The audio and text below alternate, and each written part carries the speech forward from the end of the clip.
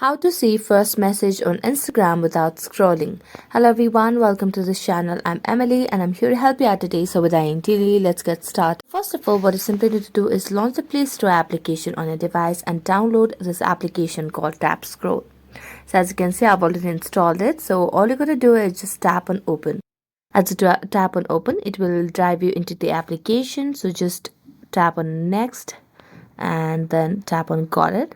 So just toggle on this option and give the accessibility service and then tap on agree.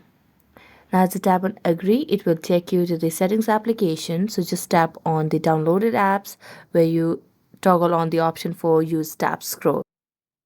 So it will give you a pop-up that this might be risky, but we're gonna do it.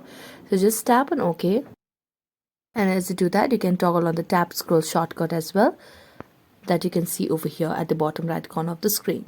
So we're going to go back and then tap on the Instagram application and make sure that you log into your account. So just go to your DM section, and as you tap on the DM section, go to your DM over here where you want to scroll or where you want to see the first message. So all you have to do is tap anywhere related to tap scroll, and then as you tap on it, you'll be able to see the very first message that has been sent on your Instagram.